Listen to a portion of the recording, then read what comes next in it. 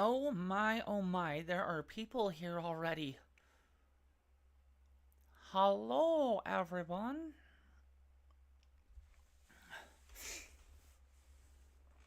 Oh, this is gonna be lots of fun. I was gonna have somebody helping me out and giving some more advice, but they're not here. So, in the meantime, I will eat some Dutch Brothers muffin top and drink a little bit of coffee.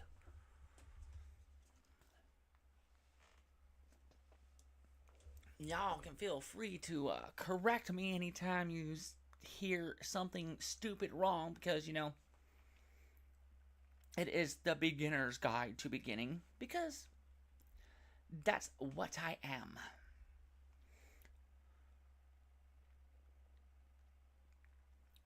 Now, it says here that you can hear me. You know what? I'm going to go check my feed.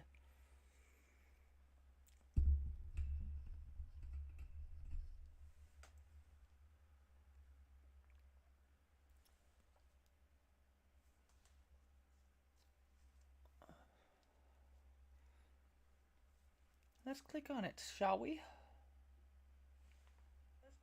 Oh, Jesus H. It's voices.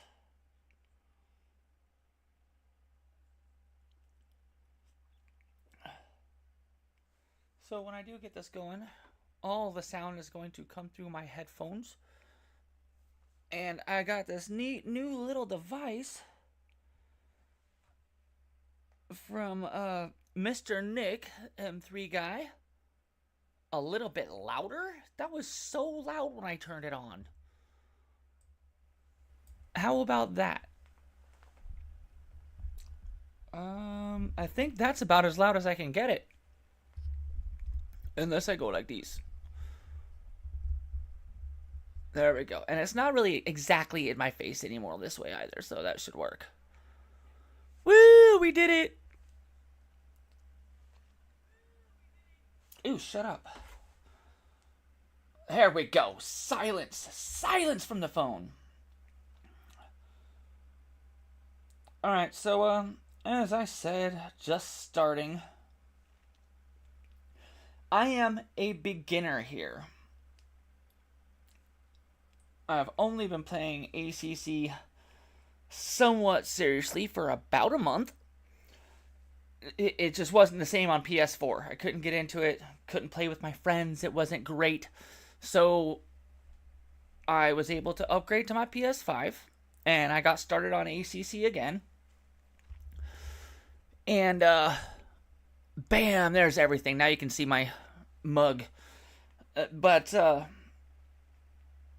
getting started on PS5, I was able to not only get in and play with some friends and start getting into online races with people, but setting up the car, getting a feel for the wheel and stuff like that was just so much better. Like ACC has got so much better car feel and whatnot. But the big thing here that I'm looking at is how I started learning my tracks and how I'm starting to set up my cars. It's definitely making a huge difference. Let's see. I'm at Valencia, so I'm going to want this open. And I'm going to need something else open too. But I've learned a bit about getting my car set up too, and now I can't find the web page for these setups that I'm doing. I can't give the setup, but I can talk about what I'm doing with the setup, and I can't set it up the same as the pros do anyway because I just don't have their kind of throttle control, brake control, that kind of thing. So beginners, I can take the fast setup and I can do some things with it. Where's Discord? Somebody sent me a lovely website where I can open some things up. I think it was Telecom. Stupid. Search. Nice guy. One of the guys from IRL Racing. There's so many of them. Um, Rennfelden. And that's the one we like. Die Deutsch. Der Deutsch website was my best one. So I'm going to open this setup if I can figure out where it went. I would assume I put it in my documents in my team folder. Bam! Valencia is way down here. And we don't want to do quali or safe. This is a good race one. We're going to start with that when I do it. Wow, he's starting out with some high tire pressures there. All right, well, anyway, let's set that off to this side. Okay, well, hey, whatever works, works. So now what I'm going to do, I have never raced here before.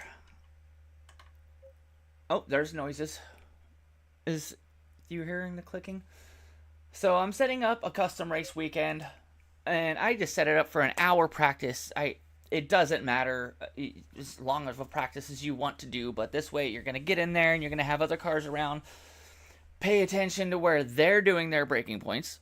I'm on PS5. I can't play it on my PC because it's just, my PC is too slow still. When I set up my races, I only have one practice. I always make it long. You can cut it out whenever you want to, so it doesn't matter. Qualifying, you can do whatever you want. I'm only going to do one qualifying session. There's only going to be one race. If I even race it, I don't always do a race when I'm first starting and learning tracks. Sometimes I just go back and forth with the practice in the cars over and over again until I feel like I know the track. A lot of people like to set their opponent skill a little bit lower than what I do. I'm a glutton for punishment, so even being new here, I'm setting my opponent's skill at 90, and even with the aggressiveness set down to 80, a lot of times the AI drivers will tend to dive bomb or pit or smash into the back end of you. I don't want to do a single make. I want to see all the different cars, and I always set it up, pick it to make sure that everything is going to be the next generation GT3 cars, 2019 and later. This is my settings for getting to learn a new track. And since I've never been here before, I'm using Valencia because I'm learning a brand new track, and that's what this whole thing is about. Like my car? My buddy Brett, BRT Racing, made this livery up, and we're going to do a driver swap series together starting sometime next month. It keeps getting delayed because we don't have enough entrants, so anybody interested, you can sign up on simgrid.com, DM me on Discord, do whatever, send me a message on YouTube. We get things hooked up. I don't. When I'm grinding my safety rating, I leave everything just as it is because I don't care about anything other than getting better. Like if my essay dies a little bit because I'm try-harding, it just happens. So I'm gonna dive into this session now. Before I ever do any setup on the car. Oh wow, I heard voices in my head. It's actually coming through the headphones. I'm not used to that. I always jump into this setup very first thing and go into an aggressive setup. Tire pressures are usually too high starting, but I'm going to leave it like it is. I'm always going to jump in and turn TC2 all the way off because it doesn't matter. One of the nice things here is in the IRL League, they've got this nice thing. Where is it? Driver resources. Where is it? Console car info. So I can just type in Lamborghini, hit enter, Come on, spit it out. Oh, it's right here anyway. So I'm driving the Lamborghini Huracan Evo 2. Engine map 3, ECU map 3, is just normal engine braking, so I can turn the setting down a little bit if I want less engine braking, and I can turn it up to 5 for the highest amount of engine braking. Throttle maps for wet are 6 and 7, and 8 is the pace car map, which is going to use the least amount of fuel. Fuel and strategy, again, doesn't matter. I'm only racing for an hour. We want to run brake pad 1 for anything less than about an hour and a half. We're running brake pad 1.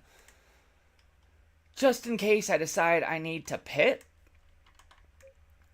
and change my tires, I'm going to change that to use the current pressures, and then make sure that I am still on the correct brakes in case I decide I need to change them because, you know, I've went out for too long or something. A lot of guys say that it's best to leave the brake power at 100%, but I have feeling issues on my left foot, so I like to take it down to 96. And then my brake bias, I don't like it that high ever. So I'm going to run about 56.5. And other than that, it's just an aggressive preset. I'm going to leave it like it is to get started here. Oh, let's see what the hooligan has to say. He's talking to me. If I can find it, where did it go? Hello, Hooli.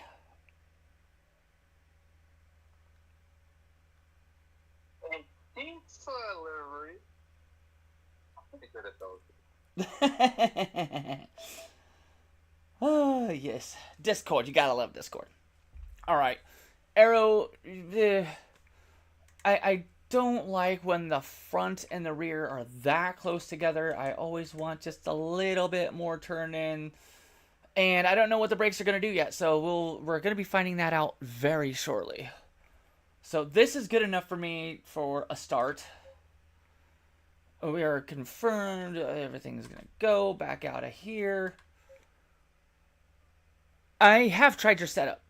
And the other setups I try are fairly close to that one, but I can't make them work for me. So I'm going to jump out on track and see what I can do from here. This is never having been here before.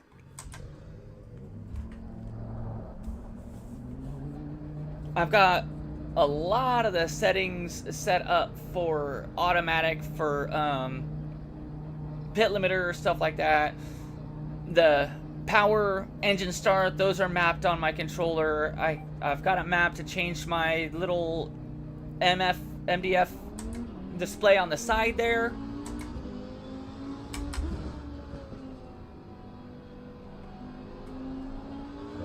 I feel really close to this thing.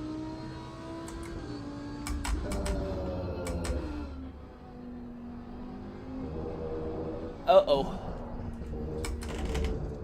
And already realized I got something wrong here. My wheel is not set on the proper sensitivity. ACC, I need to keep it up at about 900 for rotation, or it just doesn't work for me. Yes, everything is a skill issue. I have no skills.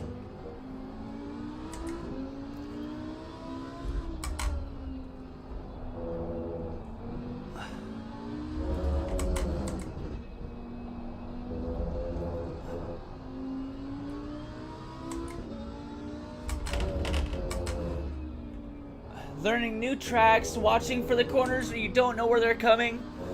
A good indicator is always going to be where the curves are.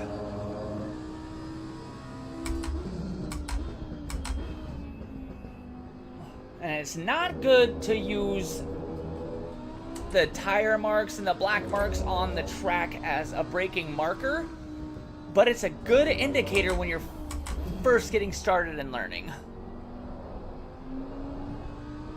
One thing I really like about ACC is being able to feel the grip levels. playing GT7, I noticed people are always talking about feeling the grip level in your wheel, but I just was never able to feel it. And this, I can.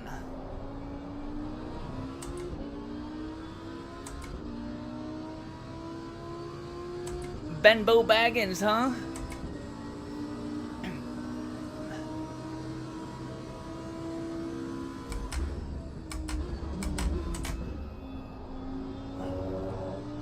So I think I've already completed a lap here, and this is not...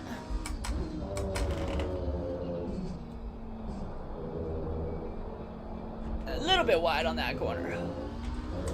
I'm not ready to start pushing my limits yet. But Valencia appears to be one of the easier tracks to read when you've never been here before.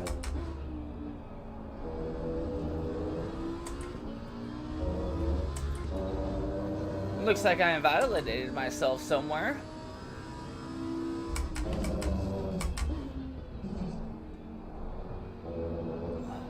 Whoa, whoa, whoa.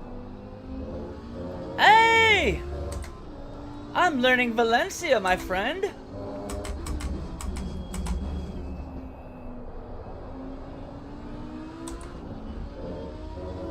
Here in a little bit, I'll get you up in a party and we can talk about how to change setups.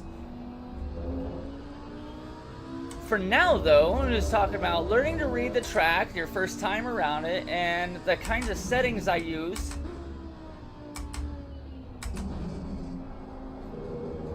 to start getting around.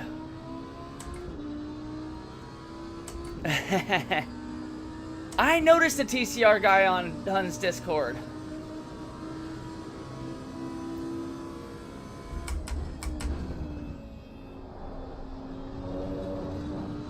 It looks like I can take that faster.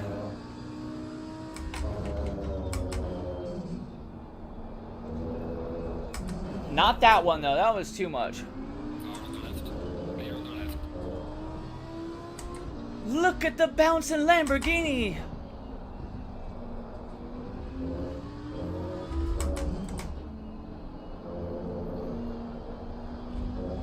So this track does not have high curbs. I usually set the suspension super soft. Hey, hey, what's happening?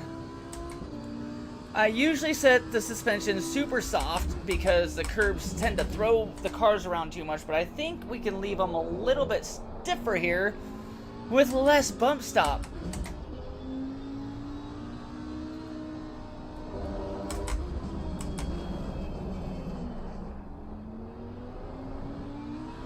Little bit of oversteer getting on it too tight there.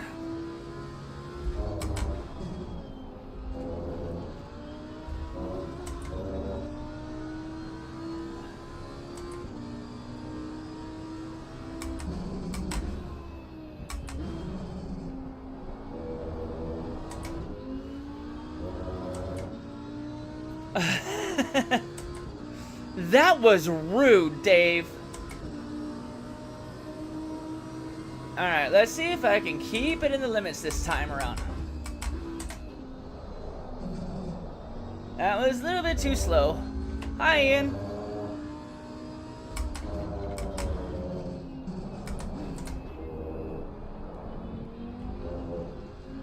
This has got a lot of corner exit oversteer.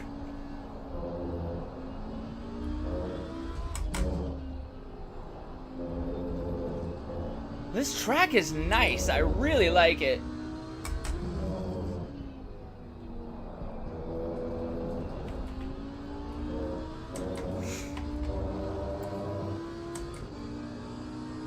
So, as for a beginning practice, this track is not too hard, to get down to the point where you can at least stay on the track. It's not like Kilami or whatever, however you say it. That one, I had a difficult time learning and staying on the track limits.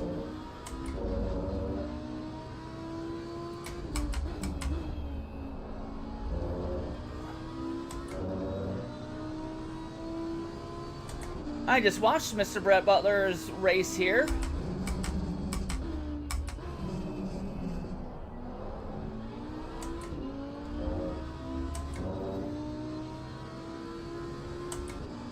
As for lap times, 1:37 after 3 laps.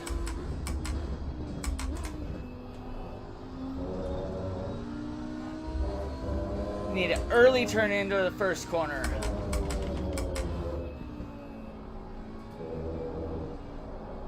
And almost went too wide.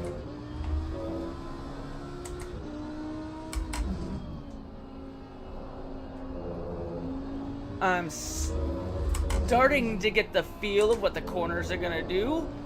Almost have it memorized after 5 laps, 4 laps.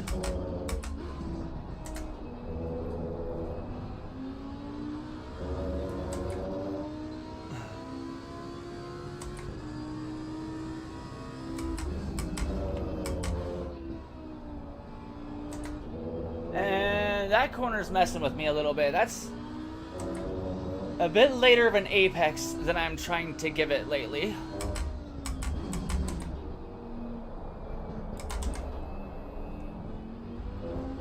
This is Valencia.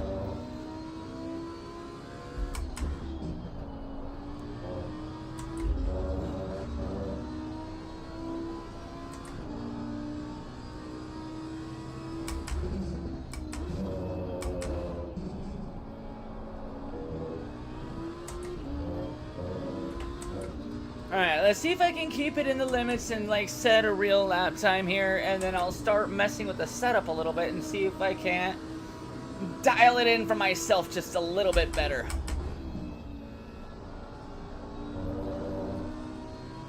Still slowing down too much for turn 1.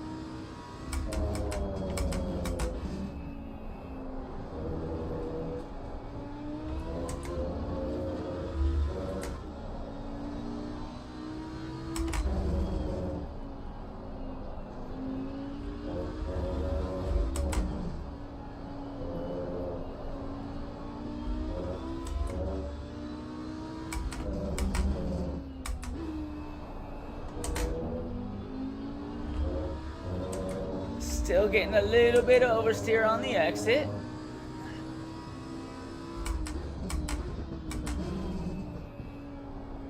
And there's that corner again. Late apex it. Gotta remember where I'm at right there.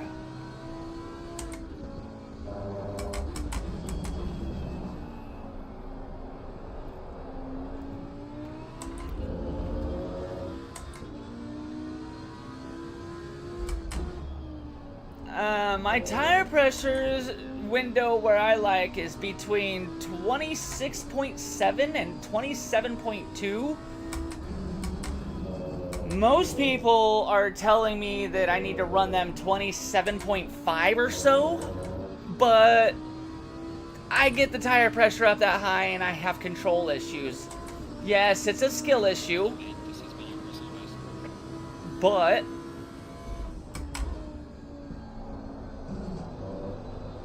there we go.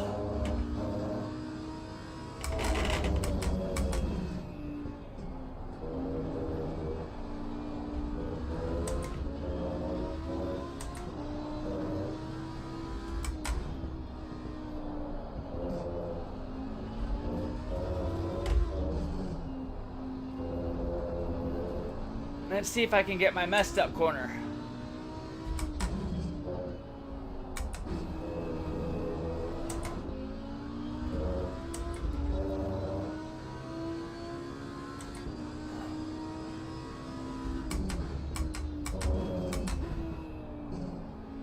This is my messed up corner and I cannot get it right.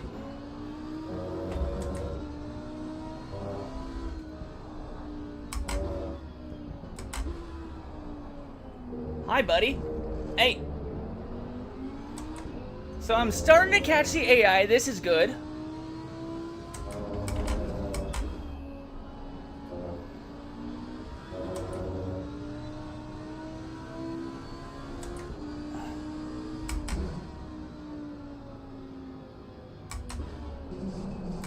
Yeah, this is not where I wanted to try and catch and pass him.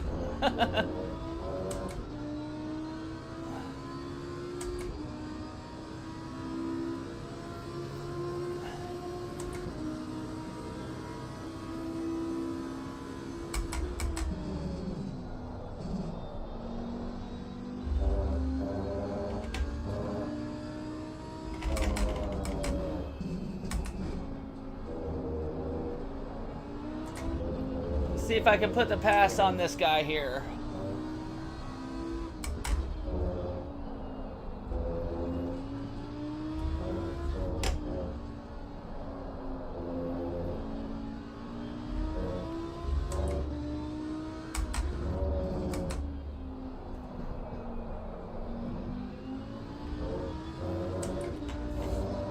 I don't know how I've learned this track as quickly as I did.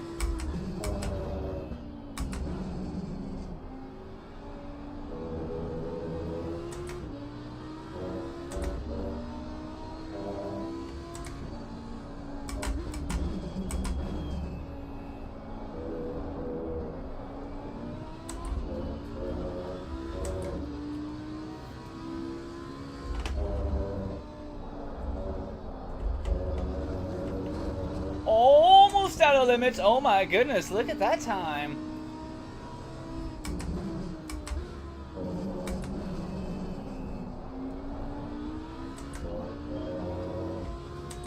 Alright, so that's pretty good.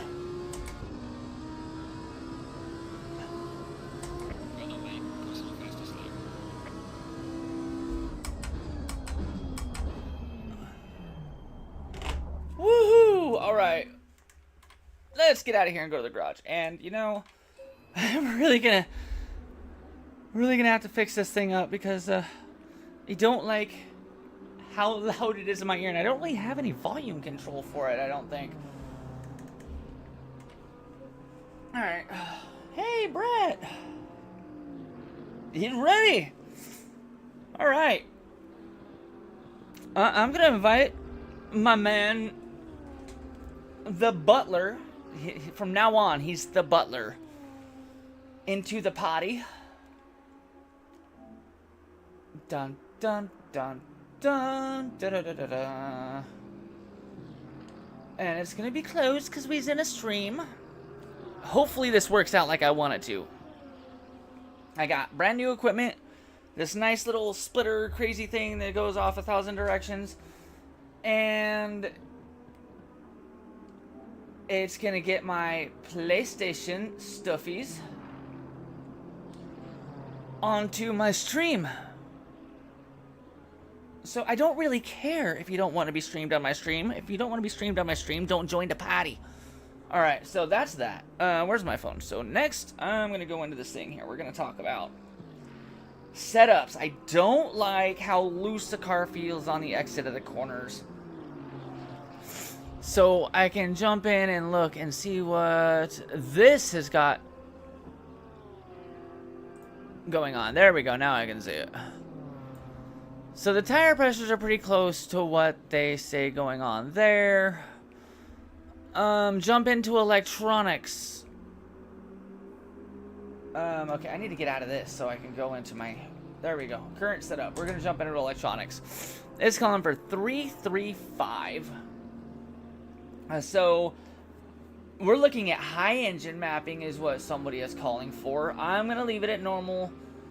The high engine mapping will tend to lead to a lot of oversteer entering the corners. I'm not having a hard time turning in. That would be one of the things that I'm worried about, changing that setting. Let's see. Mechanical grip.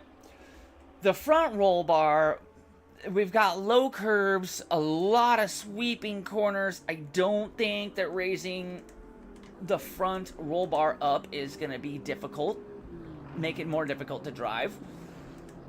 And we're always going to leave the rear lower. Brake bias is a very personal thing. Everybody always says to change that, but we'll see. I don't know. The steering ratio, I don't know what that changes. Honestly, I'm going to leave it like it is. But these, everybody wants to turn them softer. Right now, I'm going to leave it like they are because I'm liking it. The bump stop range is still really low. I don't think that's going to need a whole lot of change either, but I'm going to move it up a little bit more. The bump stop is when you drive over one of the curbs and it hits it hard, it gives it more range for the bumper between the... just more range of motion for the dampers. So I always like that one up a little bit higher than what they normally do. But considering this track, this is a really aggressive setup, but for some reason they've got this massively high on this, and it doesn't have to be for this track. No reason to have it this high. I'm gonna jump that down to 30 because we don't have big gnarly bumps here. The bump stop rate, I don't think that's harming me a whole lot. And I'm gonna come down and look. Anti-roll bar, I don't want to set it all the way up, but I do want it to be a little bit stiffer than the front for now. I have a really big feeling that's going to give me some issues with exit oversteer though. So that's, yeah, I'm going to take that one with a grain of salt.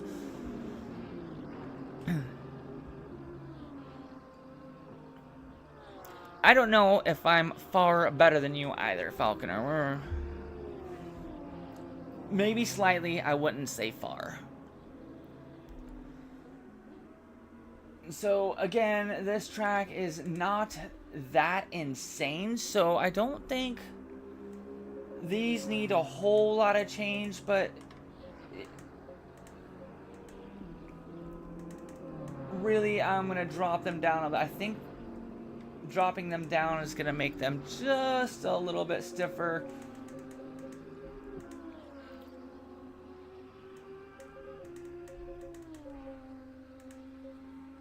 But these should always be equal on both sides. And I put that one at 9. We're going to leave that at 9 because I'm not going to go and change it. There's that and that.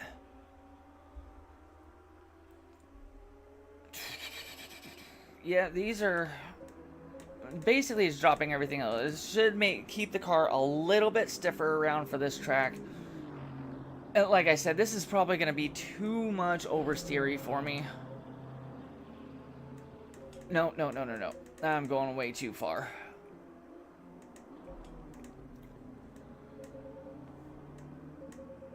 And that doesn't need to be all that fast either. These ones don't need to be all that fast because this track is really, really soft on dampers. A lot of this is just going to be for adjusting grip coming in and out of corners. And I wonder, that's exactly what I was thinking. So I want, the Lamborghini doesn't have a front splitter adjustability on it. Seriously freaking frustrating, but you know, it is what it is. I do want a lot more downforce on it. Let's go back over here,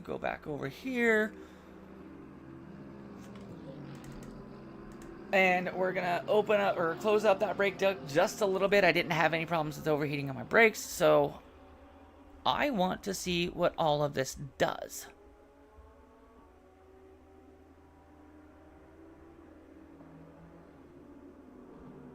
Where am I in private? Oh. I don't know if I really got a whole private thing, but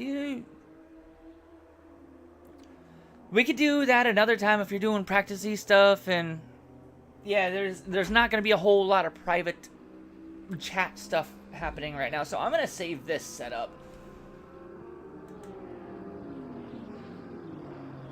And I need to think of a good name for this one. This is going to be my starter. Start. Oh no, I'm just in a private race. If you want to jump in with me, I can start something else. But no, I just jumped on here so that I can drive against the AI and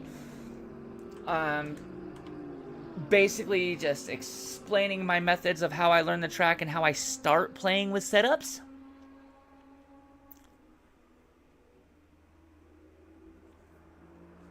So this is going to be my starter. Where do I do capital? L2.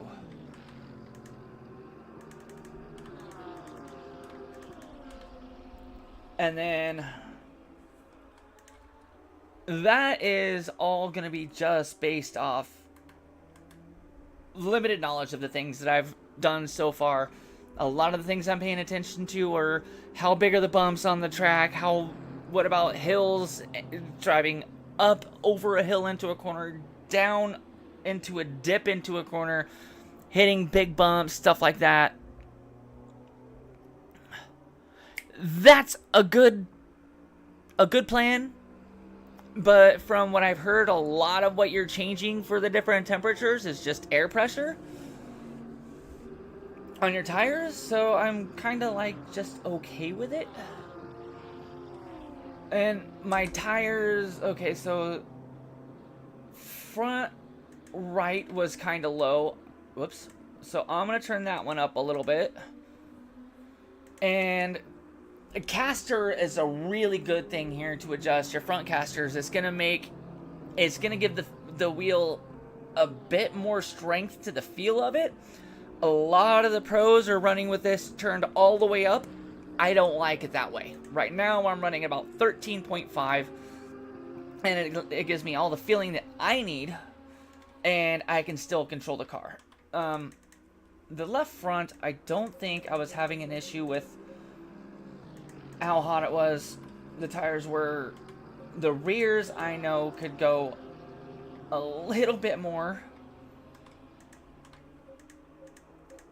So I'm going to turn those up, and the next time I come through this, I'm going to check my temperatures, my tire temperatures, and that's what I'm going to change when I do this.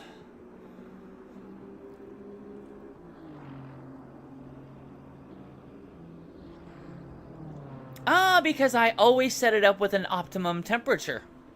So, track temperature is optimum, so it's usually right around 35 to 42 degrees. So, I know that if I'm holding it right about there, it should be pretty okay. And then, anytime I jump onto another track, I just do like 3 laps. If you do about 3 laps, you can usually get your tires up to temperature. And once you get them up to temperature, you can see about where they're sitting and know if you need to turn them up or down. So that's just how I do it. And I'm going to save this again because I forgot. Whoa, don't do that. Because I forgot to change the caster on there. The caster is awesome for giving you a little bit more car control. I don't know how to get out of this menu, apparently. It's almost like this is my first time playing. Not exactly, but it feels like it sometimes. Alright, so we are gonna go ahead and continue just like it was right there. And as I head out of the pits, I'll put my ear back in. Hey! What's going on? Oh, not much. I'm going to have to stop here for a second and do some adjusting on the volume.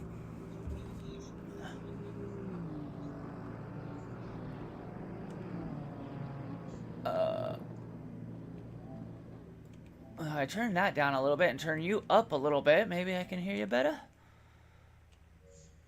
Can you hear me? I can. The question is, can I hear you while I'm driving? Well, if you can fucking hear me now, then you should be able to hear me then. Well, that's what you would think, but you know, I've got so much weird stuff going on in my setup. It's ridiculous. Okay, now I can't hear the car. See, this is... what I'm going to have to do is get the party chat on a device and use my sound splitter from there. I do not ride the brakes on my first lap to heat them up unless the start of the race. That's how I keep myself at the right speed, because it always heats up the front tire, heats up the tires and the brakes. A little bit of swerving like the pros, you know, and just pretend like we're good.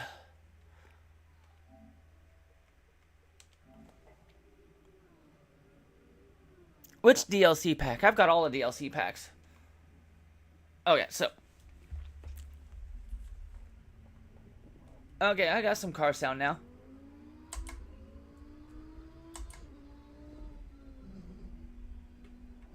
Woo! Yeah.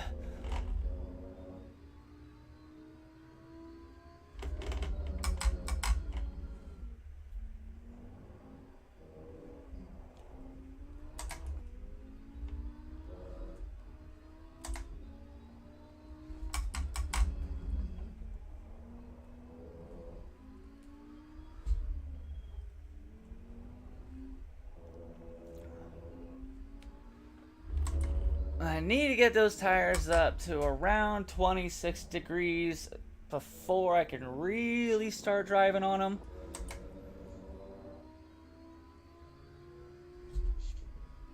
Yeah, we'll ride the brakes. Heat the brakes up. So send some heat through the carcass of the rim into the tyre. It's the only way to get an even heat pattern. Swerving around helps get the marbles off and do a little bit of heat on the edge of the tyres. Because of the camber, you need to heat the whole tyre. So on and off the brake. In first gear. There's no rush on your outlet. Not at all. You'll overcook the tyres. You'll cook those tyres. If you push from the outset on a cold set of tyres, you'll glaze them over. Yeah, and then it'll get slippery. So on and off in first gear, hard braking. Everyone does it. All the pros. Everyone does that. Alrighty. It's the only way to get even heat cycle throughout the whole tyre. Yeah. Otherwise, you just heat. If you just swerve from side to side, you just heat the very outside of the tyre, the very edge of it. You need to heat the whole centre of it. So then you'll get your right temperature, and then you'll get your grip. That's where your grip comes from. Whoa, whoa, whoa. It's just a little bit loose with the setup I threw on here. It's gonna be something to get used to.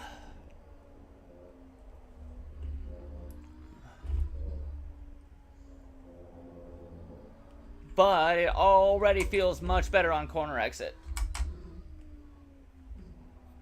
You can be a lot more hungry on that corner that you just took to. I can be a lot more hungry on turn 1 and 3, I think. Go wider out there with your exit. You can put half your car over the top of that little strip on the outside there.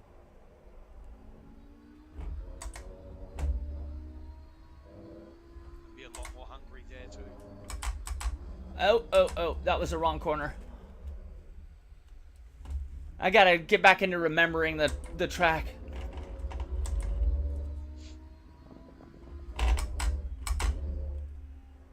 That was a third gear corner, this one.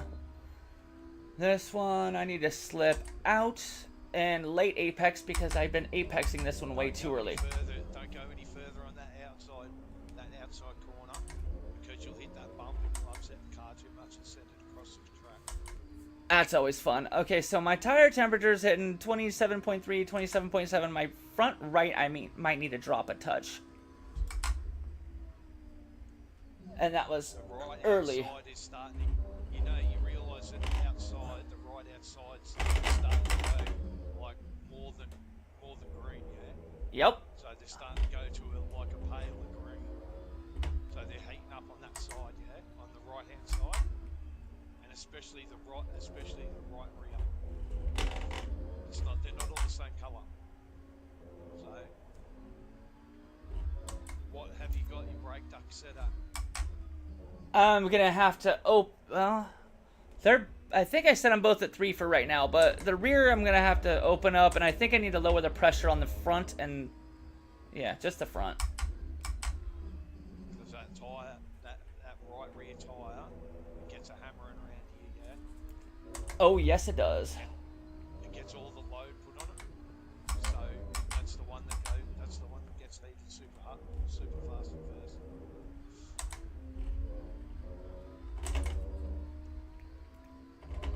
Maybe even knock a couple of degrees of camber out of it as well. Because I reckon if you get too far, if you've got 20 minutes into an hour race, that would be fucking yellow. Definitely. Yeah. Valencia's hot, yeah. So you've got to remember it hardly ever gets any rain in Valencia. So the track's dry and hard, yeah. It's like a billiard table, it's smooth as, yeah. It's got fuck all bump. So you need to when the heat soak gets in there, it really cooks the tire because it's so super smooth. It's like a billiard table, so it's a really great track. Such a flow here. It really is. Rhythm. And it's so soft. Yeah, it is. It's a really great track for racing, for GT3 racing. So I should have slowed more. You said to get the car in the point, in the window, you're right. That's not in the window. That's in the kitty litter. I was trying to see if I could. With a little bit of, just open up that rear brake duct, maybe just one, and see whether or not that helps just with the temperature. Because once you start doing really good laps and hard laps and putting a lot of, and you're going 10/10s, then you're putting way more than what you're doing now on that tyre, on those tyres. They're the only thing that holds you to the fucking track. So they're the most important thing. If you don't get the tyres right and in that window, to stay in that window for a period of time, then don't bother. Fucking race Mario Kart. Because you're wasting your time in that way. So that's your key. That's where you want to start with. Is always your tyre pressures and your tyre temps. They are the most important thing in this game. The most important thing. So get them, fuck around with them, and then you're already halfway there to get to your setup. Because then it's just adjusting to the track. Is it a bumpy track? Is it tight?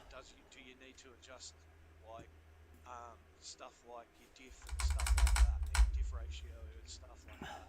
Do you need to be able to have a shorter gear ratios and stuff like that? Do you need to go max camber?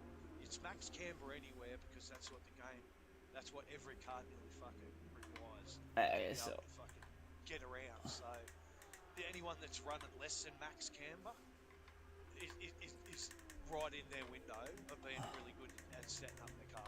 Because nearly everyone that I know runs max camber. I'm working on it. I will be getting there, but right now it's. Yeah, well, because you're just learning Valencia, it's good that you're just fucking around, right? And you're just testing, because that's how you learn. Because if you don't, then yeah. I take my setup philosophies from Valentino Rossi, yeah? Valentino Rossi had all Aussie engineers, yeah? And one of the things that they thought Valentino was brilliant about is that if there was 10 problems with the bike, he would come in and just concentrate on one, fix that problem, go out, confirm the change, confirm that it was good and that he understood what they did, then he'd come back in and work on the next one. That's what I do. So if I have a problem, if I have that many issues with the car when I go out, then I just take that philosophy and work on one particular problem, come in, adjust, and only do adjustments that are 1 click up, 1 click down, 2 clicks up. Not really big ones, because then you don't understand the change and where the change has happened.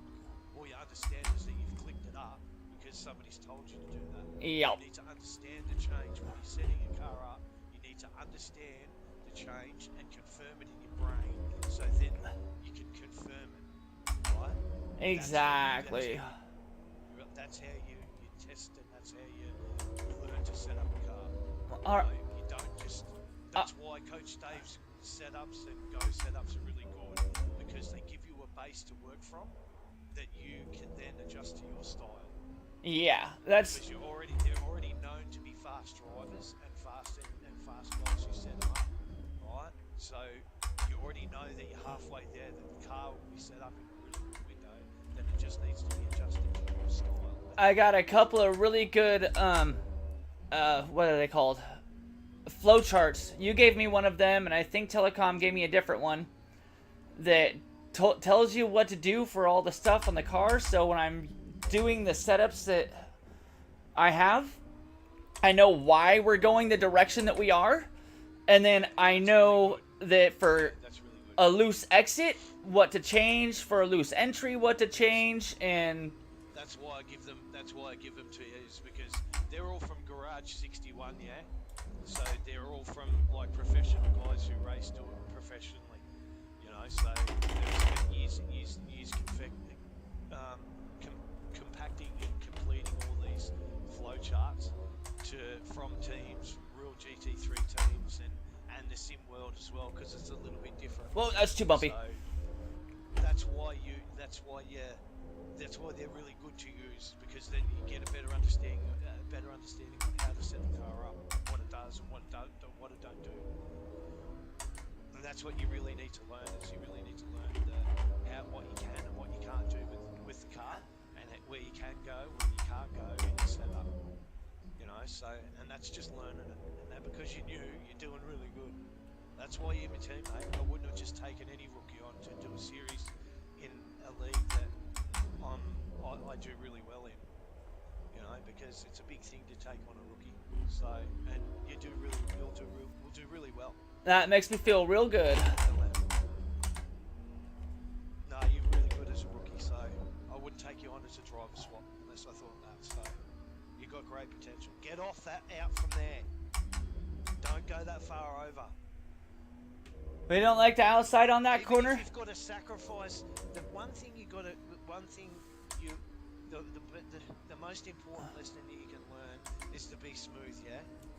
Be really nice and smooth. Even if you sacrifice a little bit of your exit entry, right, to be nice and smooth, yeah? You've got to make those apexes, right? And it's got to be, even if you slow down a bit and make sure you make them, and off the throttle with it. Oh, that was too much. Corners. You shouldn't be on the throttle until you've made that apex, and now smack it on the throttle. You know what I mean? Out of the apexes. So your corner entry in ACC is the most important thing. If you hit that apex, you're going to be able to nail out the other side. And that's where you make your time up. That's where you start finding your rhythm, you know? And you won't go over track limits because you've hit that apex, bang, hit it there, slam on the throttle 100%. That's the idea. Make the track fit your car, yeah? Make it work for your car. Too hungry. That's good though. And then over the other, right over, all the way over. And then let the car come back out to the right, to the outside. Here in Valencia, where you are now, is where you'll cop your most amount of track fucking limits there. Go on there. Get off that. Because when you're in the heat of battle, someone right behind you, they'll know to push you a little bit further over there, and the car just jumps onto that fucking bump in between that fucking smooth. Yeah. And sends the car out. That's good. That's good. That's good. For someone who hasn't done Valencia, that's good. You're alright. Yeah. That's it. That's the most important one. There is where you'll get your track limits and around the other side. Nice. Nice. Nice, mate. Nice. That's really good. That's a good sector one. Really nice. Nice and smooth. Yeah, a little bit more hungrier there. You can take it a little bit more hungry there. But that's about right where you are there. That's about the ultimate line. And beautiful. Yeah, nice. That ripple strip doesn't affect you on that side. Too hungry, but still good. good entry. Yeah, good entry. Yep, same. Now come back over. Bring the car back over. That's it. Now let it. That's it. That's it. Pinch the track off a little bit there. Good. Yeah, nice. Yep, good. That's it. Hungrier. Okay, that's it. Stay off that fucking thing. Because if you get in the habit of going over there, you'll keep going over there. Get out of the habit. Yo, Viking! That's a good lap. That's a fucking good lap. That's not bad. I've seen worse laps than that. I've seen a lot worse laps than that. That's fucking really good. Well done. Nice. Keep at it. Keep digging.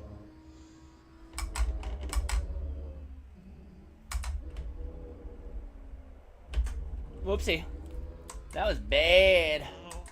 Oh, no, that's alright. You fucking saved it. That's alright. You fucking saved it, so that's good.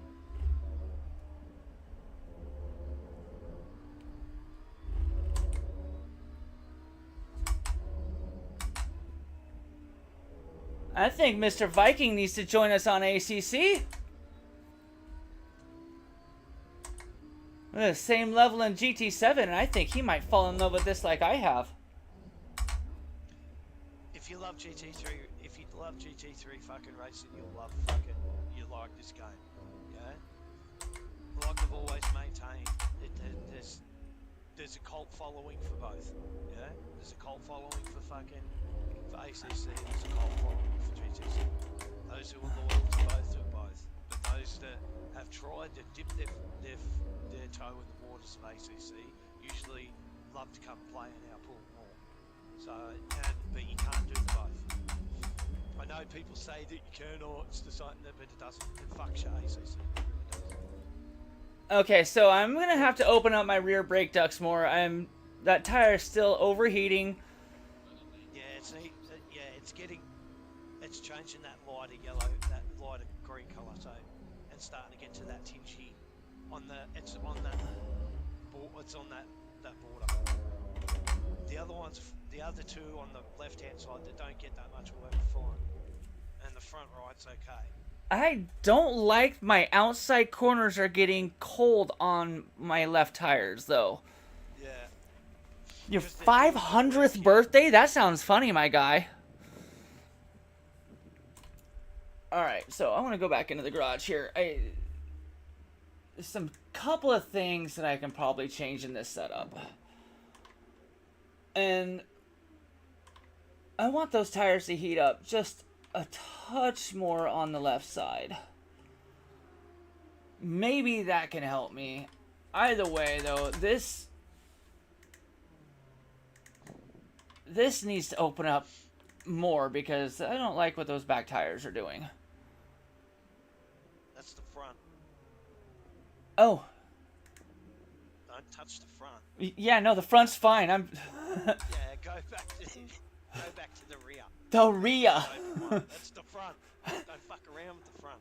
You gotta stretch it slowly. Wait, 2 clicks. I didn't say that, did I? I did 1 click. It was at 1 click. It was at 3. I put it on 4. 2 clicks. Righto, cool. Looked like you did 2 clicks. Don't click it up twice, just once, because 2 might be the more that you open it up, the more air The less arrow you lose. Yeah? So it fucks around with the arrow. Yeah, it messes with your arrow, and you can overcool your tires. So that was 1 click. Yes. Now both of my ducks are up to 4. They were at 3 before, and I'm gonna go ahead and I want my ECU map to go up.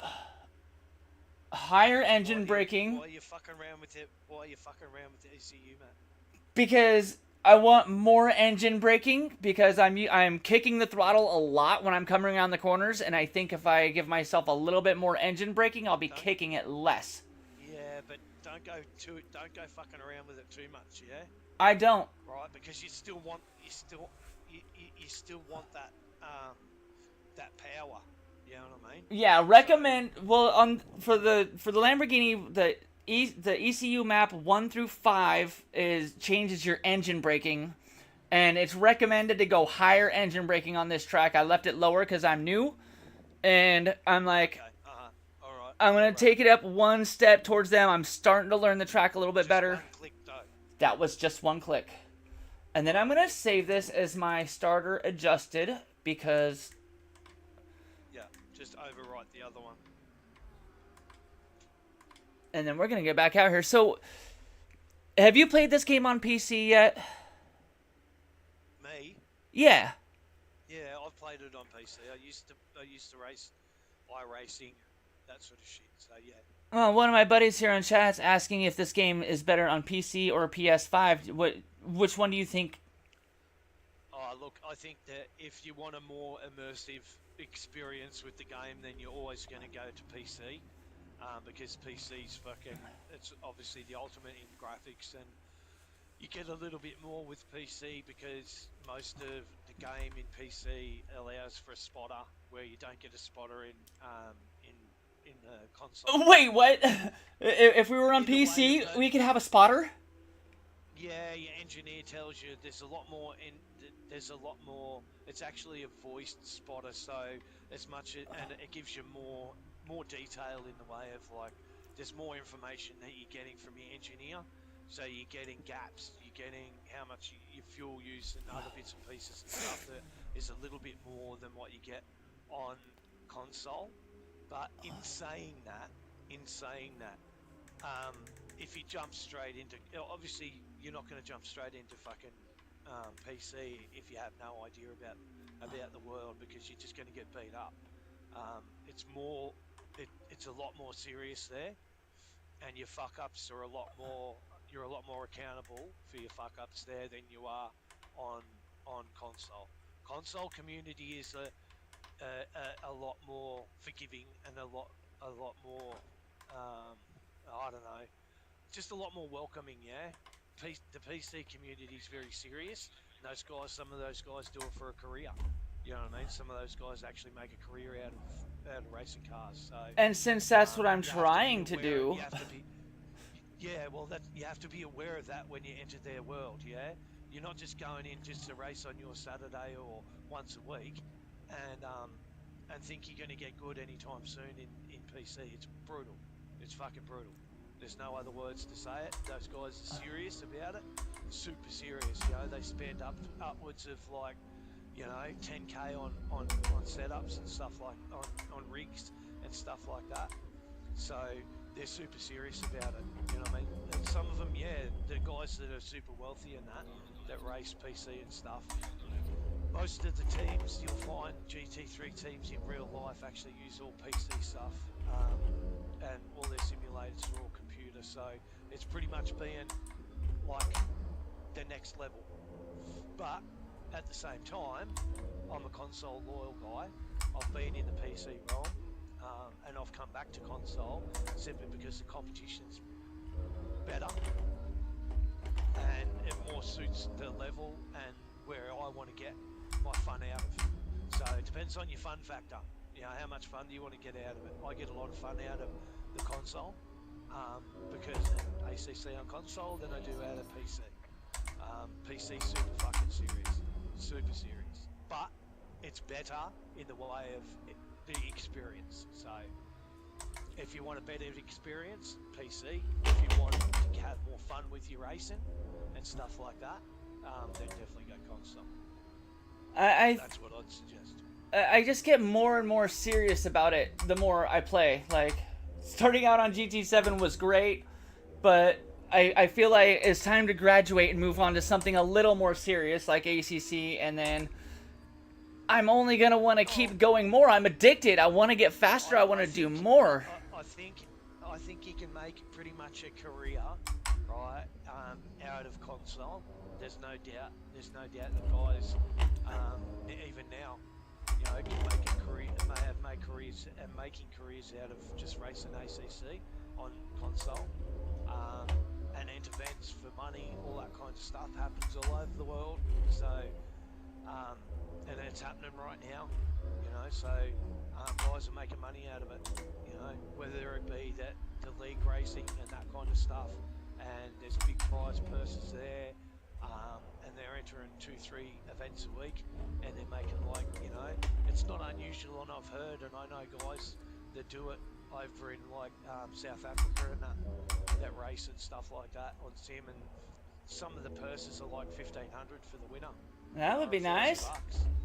You know what I mean? So you do that 3 times a week, that's $3 grand a week.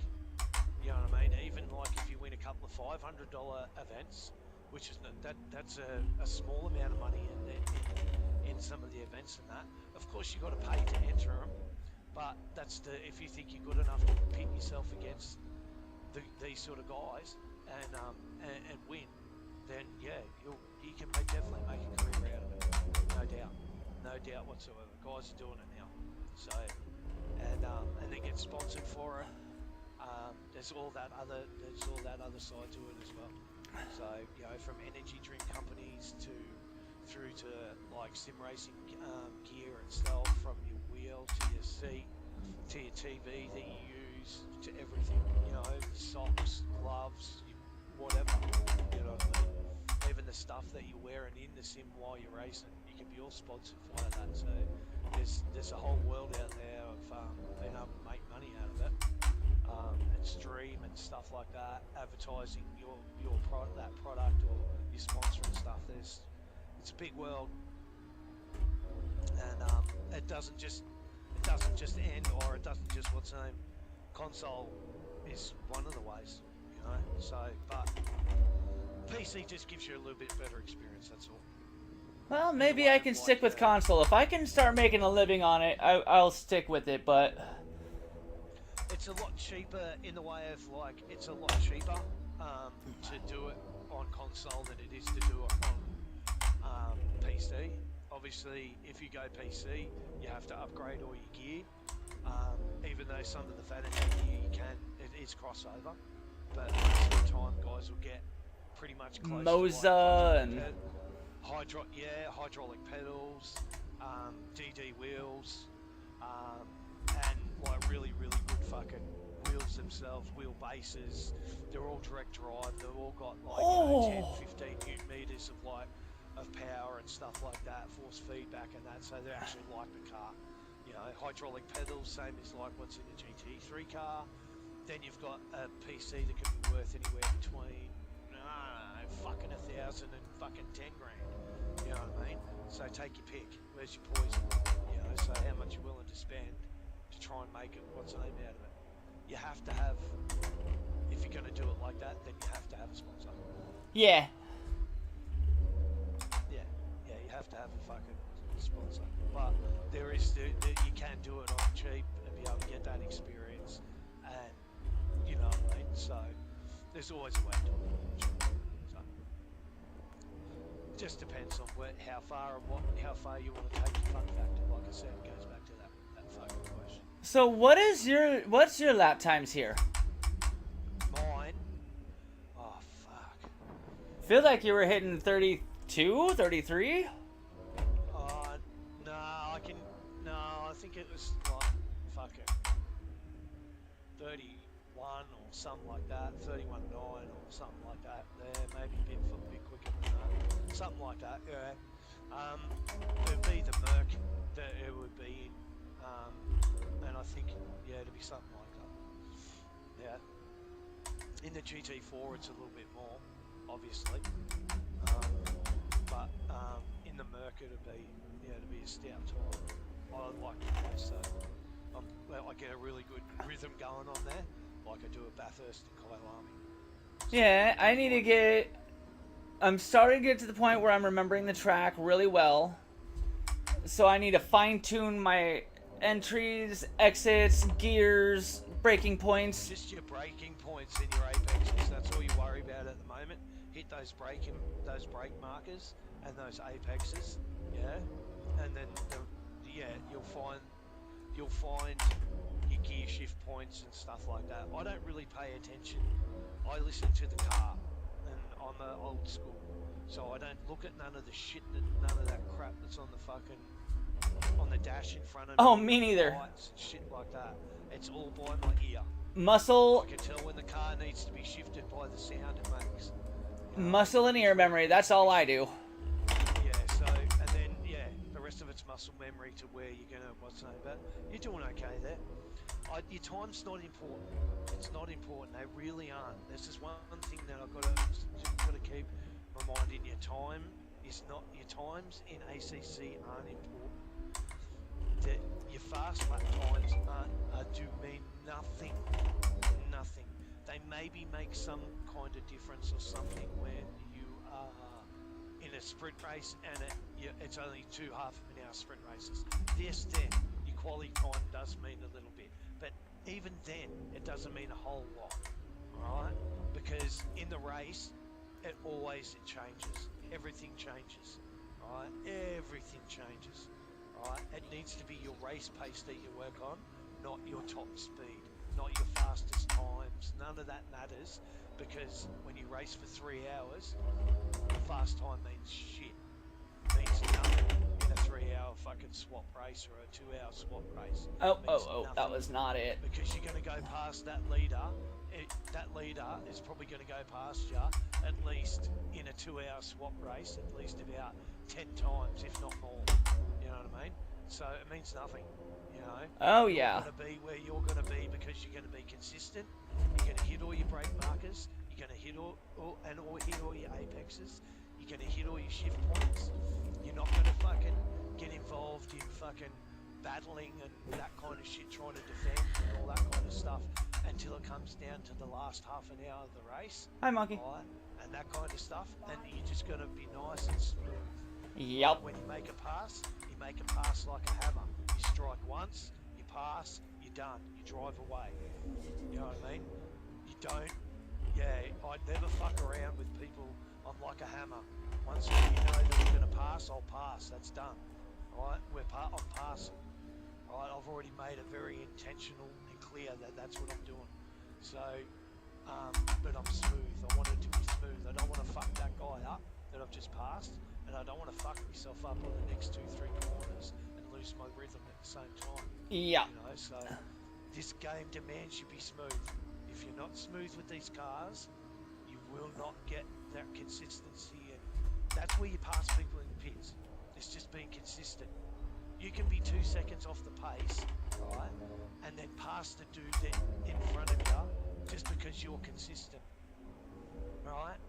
And you don't know what he's having to come out and face. He could come out and have to face traffic or whatever. He might get caught up before he goes to pit. That's where you get him. He might lose that 2-3 seconds that he has on you, right? In that scenario. So that's where the strategy of the game comes in. I'm big on strategic moves. You know what I mean? When to do something, because the game allows you that. It allows you to have that. You know what I mean? And choose. You know what I mean? When you want to.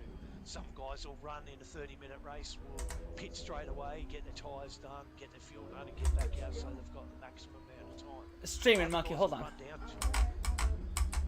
Other guys will run down to 2 minutes to go, right before the fucking white flag, and then pit.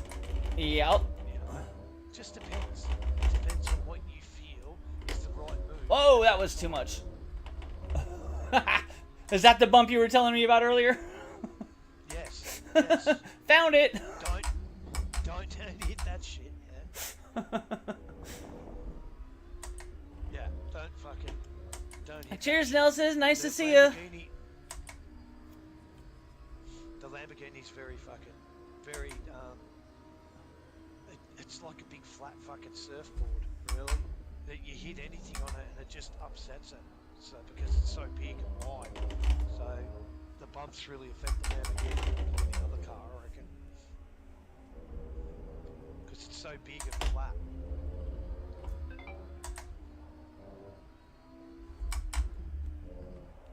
Whoa, that was little squirrely. Keep going. I'm going to make a coffee.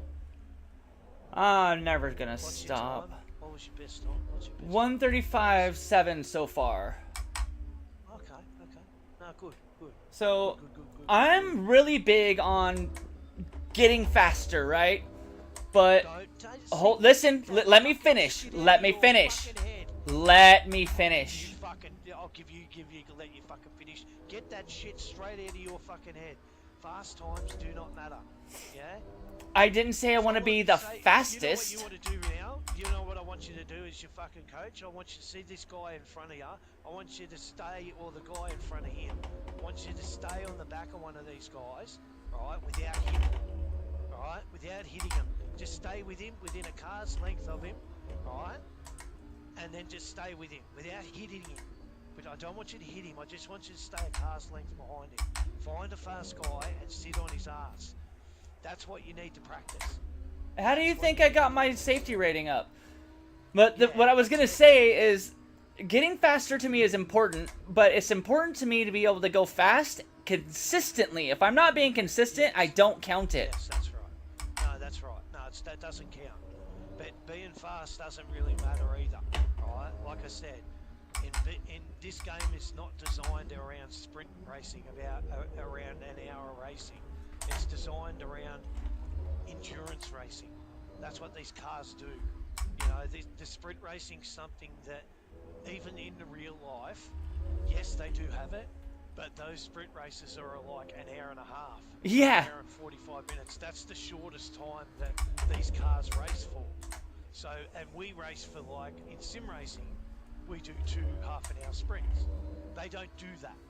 Right? There's no series in the GT3 that does that. Okay, in real life. Okay, so these cars are based on real life. Okay, so in that philosophy, in that way of thinking, then you have to say these cars are designed to go hour after hour after hour after hour, right? And keep going. That's what they're designed to do. That's why I love them so much, because that's what I like to do, is go for hours and hours and hours. So there's that philosophy in mind, then that's what you need to look at, is that if they go for hours and hours and hours and hours, then you have to be consistent over those hours and hours and hours. You know, not necessarily fast, just consistent. You know what I mean? And see these guys, see how our AI, they line up everyone, and it's exactly like how it is in real life, how they line up everyone and they're about a second or something, or half a second off the back of one another. That's how it is. I'm gonna have to... Yeah, I'm gonna have to take a quick one. Phone. I'm making a coffee. I'll be right back. I'll talk to you in a bit. Yep.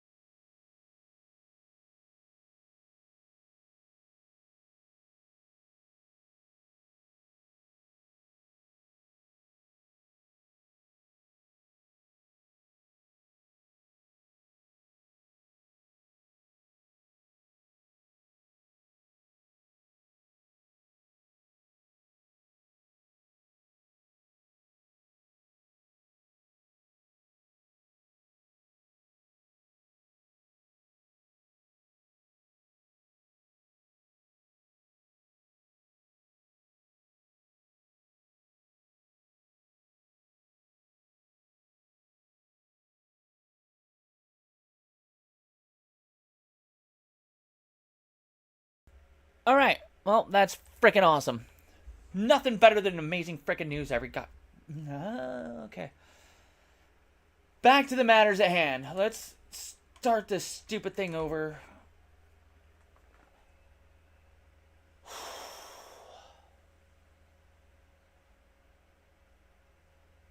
All right. So I've had lots of changes on here. I'm going to go back into my setup and make sure I've got the right one loaded on here. And since this is the beginner's guide to beginning ACC, all the top guys are running their camber at as negative as you can get it on the tires. As you're going around the corners and the weight transfers to the outside, you want those outside tires to carry you. And the more camber you got, the farther over the tire pushes, the more tire surface you have on the track. I didn't change the toe on these at all. Usually I do actually a little bit, but I usually change them to about where it's at right now. I don't know. It just ended up being right here. Negative toe on the front end is going to point your tires in a touch, and the positive is going to point your rear tires out a little bit. It helps with stability of the car, gives you a little bit more turn in because your outside tire again on the corners is pointing a little bit farther in, so it could lead to oversteer on corner entry, but it gives great stability on corner exit. Caster, again, it's the angle of your tires. If your caster angle is 13.5, your tires are farther forward. It gives the car more responsiveness, and it gives you a little bit better feeling in the steering wheel for what you're hitting on the track. Like, I can feel the rumble strips just a little bit more. I can feel the bumps just a little bit more when I'm going around. And when it comes to your tires sliding, all the top guys and the pros, they'll tell you as you're going around a corner, you'll watch them. They're twisting just a little bit sometimes, and they're feeling for the grip point, and I never understood what they were talking about until I started this game on PS5. It's probably just as good or better on PC, but I can feel the tires slipping, and if I adjust out a little bit on my turn in, I can feel them catch grip and play with the throttle modulation and the brake modulation a little bit, and it helps you learn how to keep your car more on the edge. These things, we've been over just a little bit. Traction control. A lot of people will tell you to keep it as low as you possibly can. All it does is kick in sooner if you turn it up higher. And if you're going around a corner and you start to lose a little bit of grip, you'll lose a little bit of power. So learning to modulate throttle and running the TC at lower levels is great. If you're running in wet weather, definitely turn that kind of thing up. But we're talking about a dry track, optimum temperatures. Keep it down around 2, 3, something like that. I'm a noob, so I'm going to keep it at 3 for now. I'm sure once I get a little bit faster, I might want to play with lower levels, but not yet. ABS, I hear, is a really bad thing on this particular sim. It likes to kick in overdrive. So the higher you have your ABS, yes, the less your tires are going to lock up, but you're also going to have a lot less braking power. You want to try and stay out of the ABS when you're braking. You put the pressure on. I have a brake level indicator, so if my tires lock up, I can feel and my wheel vibrates a little bit and lets me know that I'm locked up, so I can let the pressure off a little bit, and I'll get better braking power by letting off the brakes slightly than if I just mash them to the ground. ECU map is different for every car. You're going to have to look that one up and see exactly what it does for your particular car. Fueling strategy, you're going to have to leave that one mostly to the length of your race and what type of race you're doing. Tire sets, you only really have the two choices. You got dry and wet. Depending on the rules for your league, whatever, you're going to have a certain number of tire sets that you can use. A lot of the times you could be limited to 5 sets of tires. So be careful what tires you're using and for what. You don't want to destroy your better tires or destroy all of your tires in a practice session. Stop in the pits and change your tires 3 times and come to find out you've got 3 sets of tires that are used for the race. Careful with that one. Brakes. Oh, hey, I've got 2 different. I didn't realize I had front and rear brake pads on here. Anyway, brakes, one is for sprint races, anything up to about an hour and a half. If you're trying to do a 2 or a 3 hour race without having to change your brakes, you're going to get less heavy braking power with like brake pad 2. I don't know anything about 3 or 4 yet, Probably has to do with endurance or wet. But if you're racing less than an hour and a half, toss it on one. It's going to give you the best braking power that you can get. This is a lot to explain. I kind of went into it earlier. I don't want to go into it too much now because I don't know enough about it. Dampers, we went over that one a little bit. There's some tracks, like the Nordschleife, you get onto the Nürburgring. You want the rebound to be low and the fast rebound, or the rebound to be fairly high and the fast rebound to be even higher. You want lower settings for the bumps because that's what's going to allow your tires to compress when you're hitting those, like coming around a corner, you hit a curb, you need your tire to be able to compress and then shoot back out to be able to get traction. Otherwise, your dampers are going to be slow getting back out and you're going to be losing traction as you're going around the track. So this is something to play with. Google a setup and play with it a little bit. It's going to help you out. The arrow kind of speaks for itself. Brake ducts, the higher the setting, the more open the ducts are to your braking, so you're going to lose downforce. You're going to have a hard time getting traction, but everything will cool off quicker. If you're on heavy, high braking tracks, you might need to open them up a little bit more. Like this one, I had to open my brakes up because especially the rear, because my tires were heating up, my tires were heating up unevenly, and I needed to be able to get more airflow to be able to keep my tires in the optimum range. Ride height is going to be very car dependent. If I had a front splitter that was adjustable on the Evo 2, I would probably set the ride height closer to even, but this is the only way I can get downforce on the front of my car in the Lamborghini Evo 2, so I've got to raise the rear up. Why is the front so fucking high? Because I left it where it was set. So high. That's what they left it on. No, the front shouldn't be that high. That shouldn't be that high. I haven't gotten to changing that part of the ride height yet.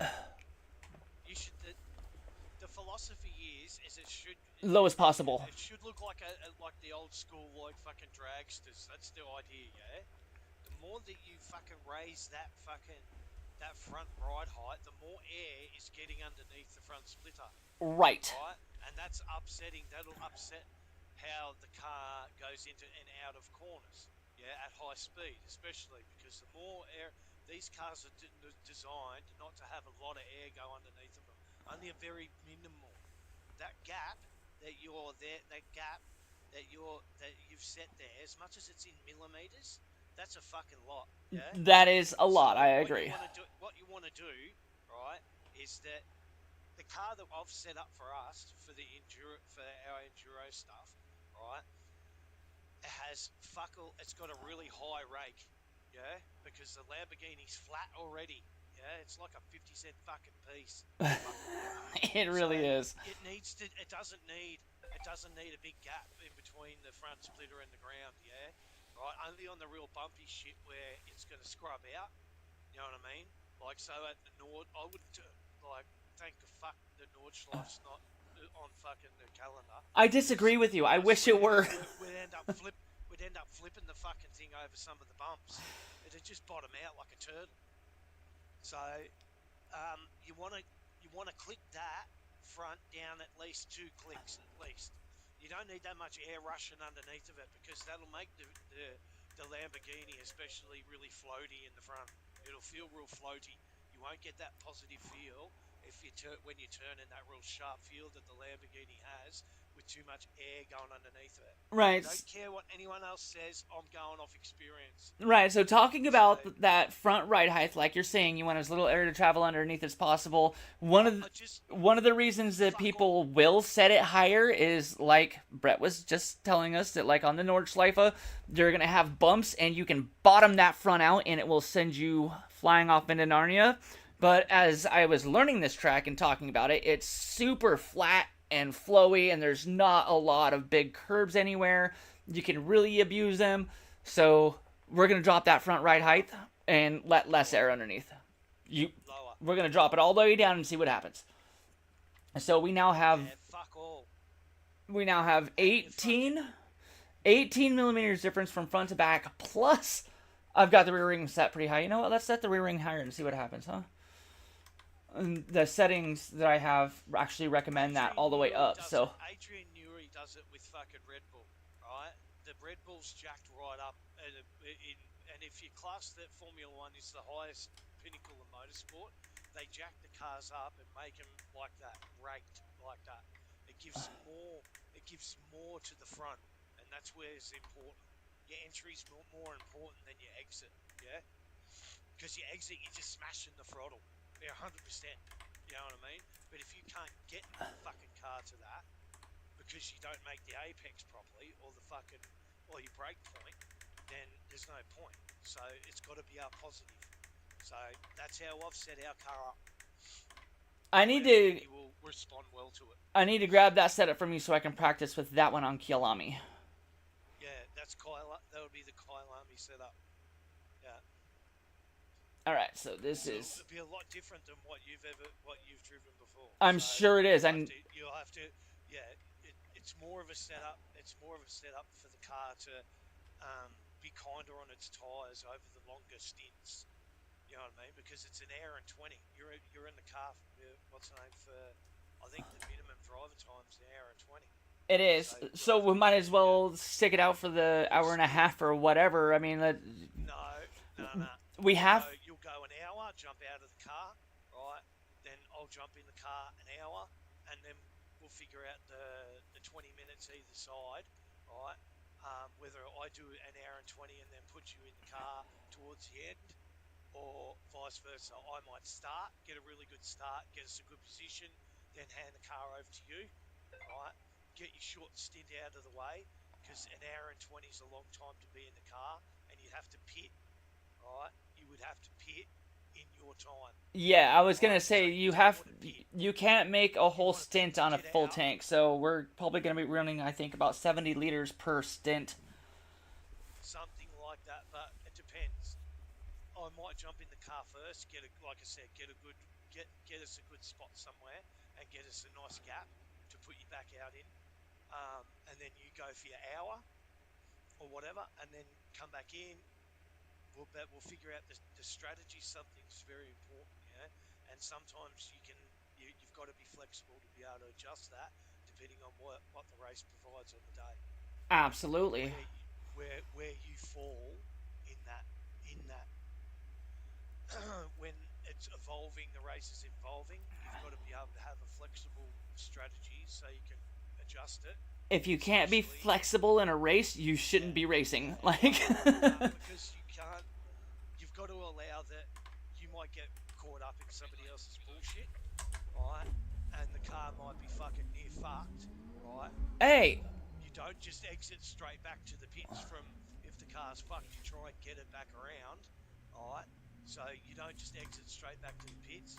You do exactly what they do in real life, is you try and limp the car back into the pits around the track, right? Remembering all along that you can't be in any cunt's way, any fucker's way, you've got to get off the racing line and that kind of shit, and limp the car back, because if you exit back, you've just added another 2 minutes to our stop. And you might be able to get the car back and less than that 2 minutes. That period. Yes, within that period, and that varies depending on the distance you are from where you have the crash. So if you have the crash right out front of right in front of the pit entry, just leave. It's not going to take in the virtual world that long for him to get you back there. But if you're on the other side of the circuit, right, and you're the furthest point, it's going to be like 4 minutes, you know what I mean? Sort of thing, because they take into factor that the crew's going to go and grab you and then bring the car back, right? Right. They factor that in. So they factor that into the time. So that's a big thing, just exit straight back if you crash. If the car's able to and it's not missing a wheel, right, and you're able to get it back, and you haven't ruined the steering on it in that way, and it's like rear end and there's shit hanging off it or whatever, then obviously drive it back as safely as you can, because you might be able to make it back in a minute. You know what I mean? Or in 2 2 minutes. Oh, yeah. Sort of thing, instead of the 4 or 5 minute fall. I've had one time when I was at the first time I crashed at Nords, right? I was right over the back, right? I was near the I was before the carousel over there, and I crashed, right? And I just thought, yeah, screw it, I'll go back out, I'll just exit back to the pits, right? I'm not going to make this. And it was like 6 minutes something. Oh, jeez. 6:20 or something like that. Well, I had to wait before I could even repair my car. Yeah? Oh, yeah. So they factor all that shit in there. So be aware.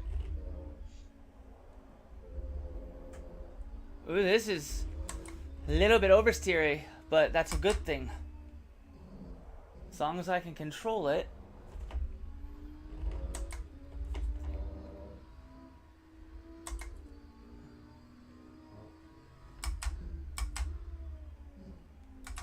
This is how I got my safety rating up. Is just by getting behind one of these guys and staying about a half a second to a second closer if I can. And I just did it over and over and over again.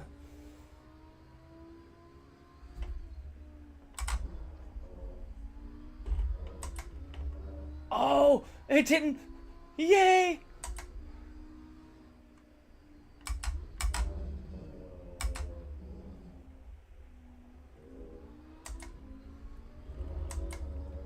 Yeah, welcome back, Mr. Hooligan. I told you. So, the hooligan, you know what you do is you start in the back and you overtake cars until you get up to the person who's in first place. And you just kind of hang out like this until close to the last lap. And you're done. Get around them and then you've got your P1 and all you did was raise your SA the whole time you were driving. I started at the rear a lot. I like starting at the rear. You dirty boy. I enjoy it. It's good. It's good to start at the rear for one. Safety, especially if it's wet and you're at a track that you know is synonymous for turn 1 or first lap incidents. I always start at the rear. I'll always start at the rear if I feel that I don't have the car to compete at the quality position that I think I'm going to get, right? So if I think that I'm going to be in the top 10, but it'll be really only because I've fluked it in there, not because I earn that 10, I'll be able to keep that top 10 spot, then I'll start from the rear, right, and see if I can work my way to that. Yep. Right? Which gives me a challenge to say, right, yeah, I've got a top 10 car, I know I do, right? So I'll go from the rear and see if I can get to that top 10.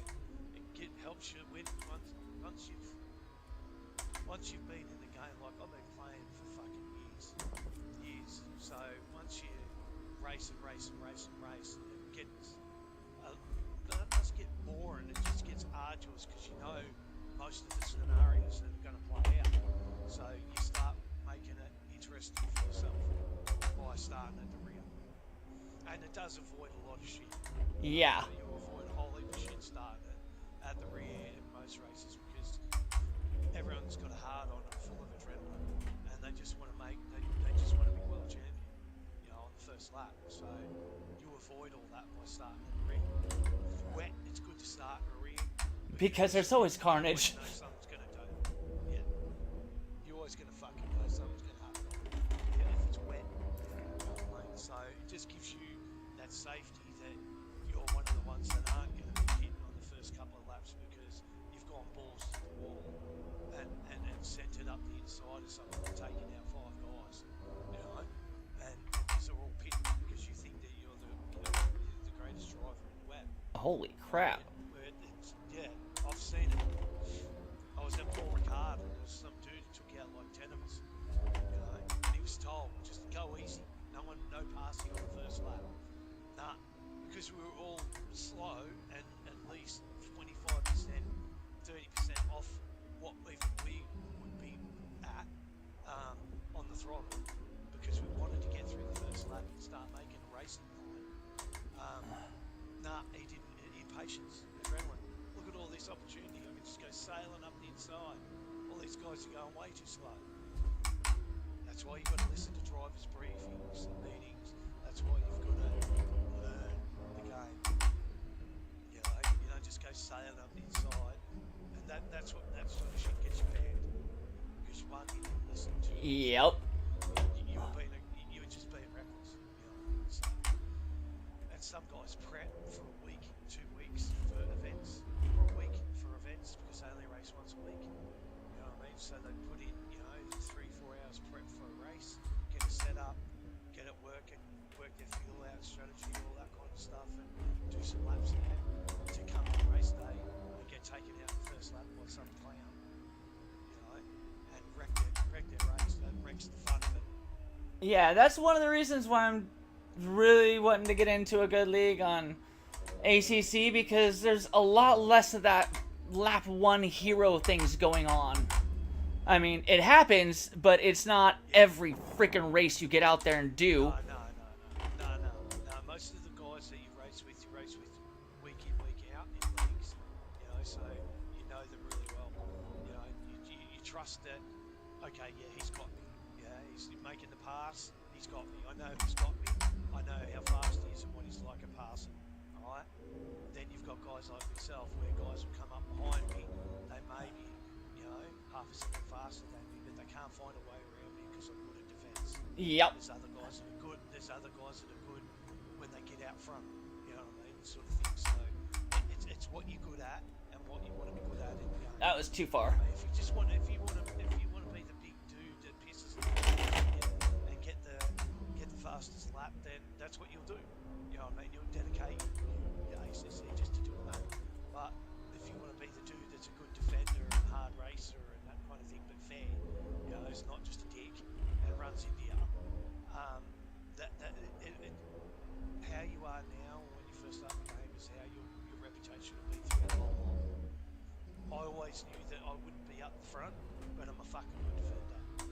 Yep. But there's nobody. I've in the years I've played, I'm yet to find a guy who's as good as I am at defending.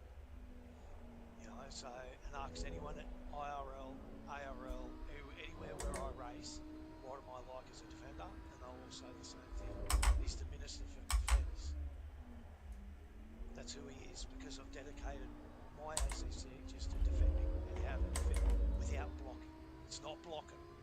There's a difference between big difference. Deliberately blocking somebody and holding somebody up and defending your racing line, right? Because if it's 4 position, you are well within your right to defend your racing line, right? So that's one move.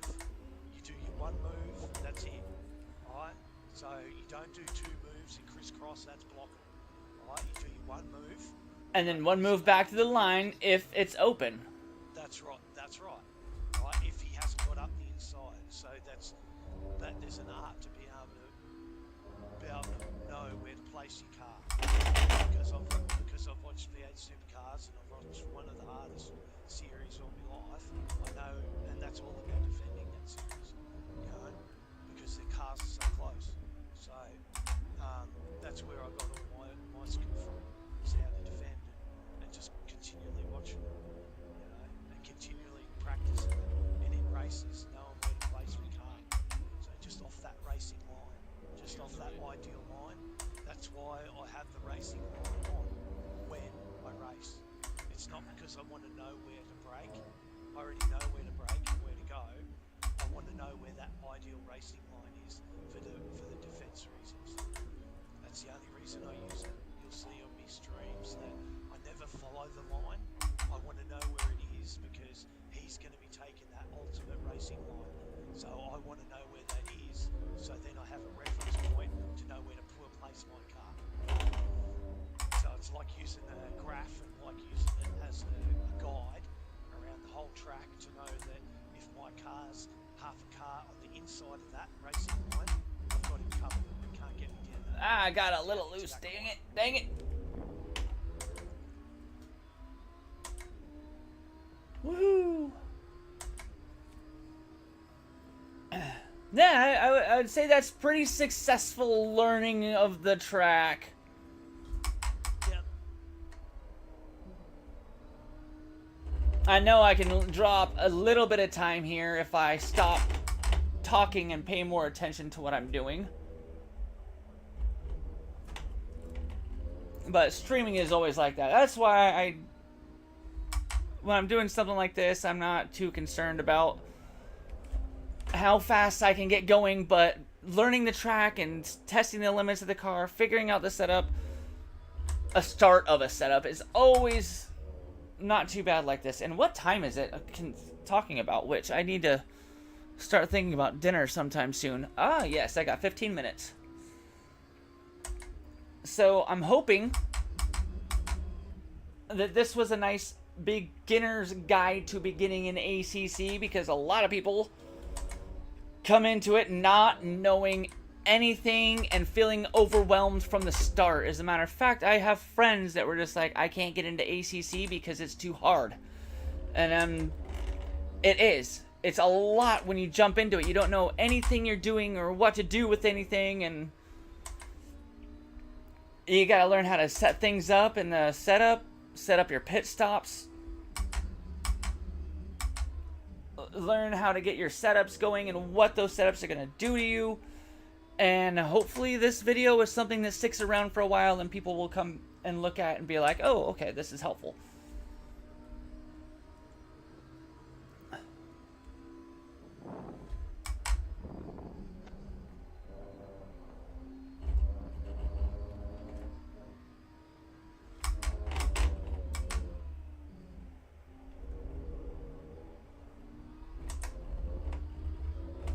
Just a touch out of the limits there.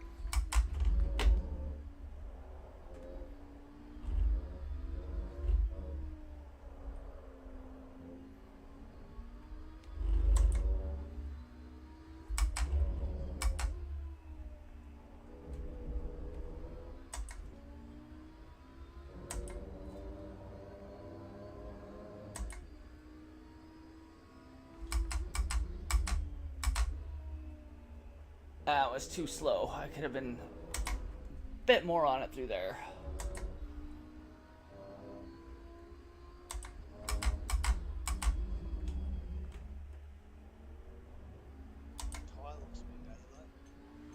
Tires are much better. Still getting a little bit too pale on that rear right, but I don't think there's anything you can do to stop it on this track. You can minimize it, but I don't think it's going to go away.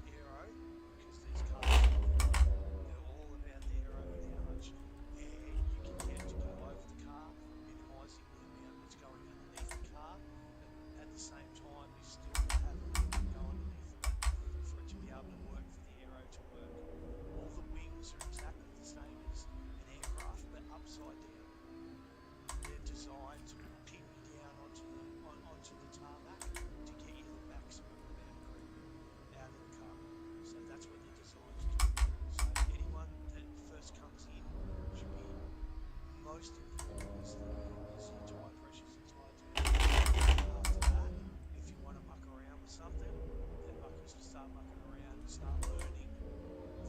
side of the car, because that's very important. That's one of the most important things that I've learned in my nearly 10 years of racing. Set a Corsa and then a Certa Corsa competition. Is that aero is very important.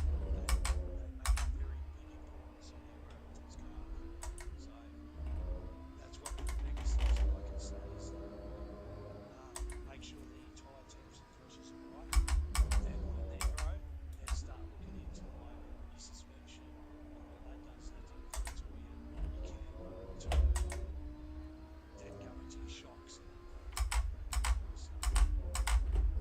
Because that takes the longest is all the suspension and grips. And that's a lot to learn. Yeah, so you start out with the basics. That was, and start yeah.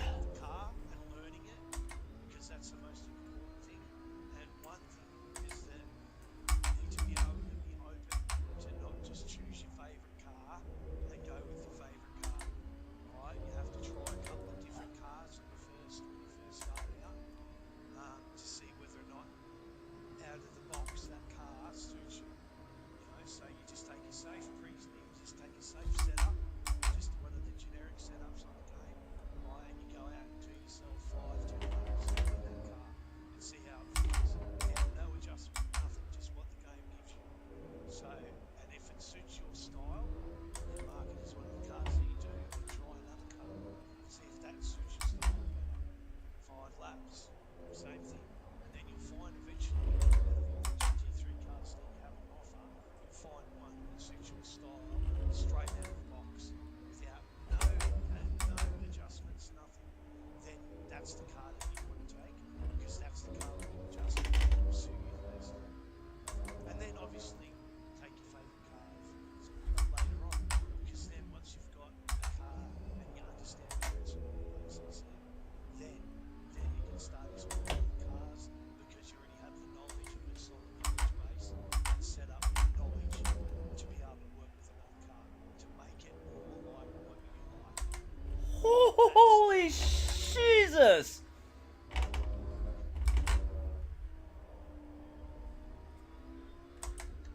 Oh, if I didn't botch that corner, man, that one before it was so nice. You should sign up to the Blast from the Past for ARL. What's that one?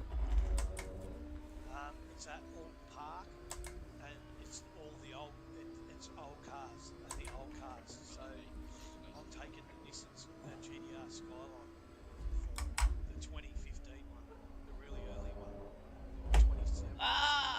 Yes! Park, there's no quality. So you don't go out and qualify. It's called Russian roulette. Yeah. So it's all the old cars there. I think you'd like it. I probably would. Yeah, it's all the old cars. So you can take like the old Bentley, you can take the Honda, you can take the old Porsche, you can take Skyline. There's a few more ones that you can take. It's all on SimGrid of the ARL. You should check that one out, because that'll be a real good number. Yeah, because there's no quality. That means that if you're one of the first after the drivers are ready to jump in, you'll get the top spot. Yeah. So then it's a crapshoot, because nobody goes out. There won't be any quality set any fast enough. So it's just whatever the order of the game is. Do you know what I mean? Yeah. So you can get pole and not be the fastest. So it would be a fun event, and it's at Alton Park with the O's. Alton Park is a nice track. I really like it. It's a hard one. It's bumpy, it's old, it's a fucking go track. I don't like it personally myself. It's not one of my favourite tracks, but I do appreciate its history, because it's the oldest track in the game. Yeah, its history. That was one of the first tracks to host. That was too much. So I respect its history. So I'm taking one of the first cars that I ever took in this game, which was the Nissan GTR. That was the first car I ever took in this game. So it's the same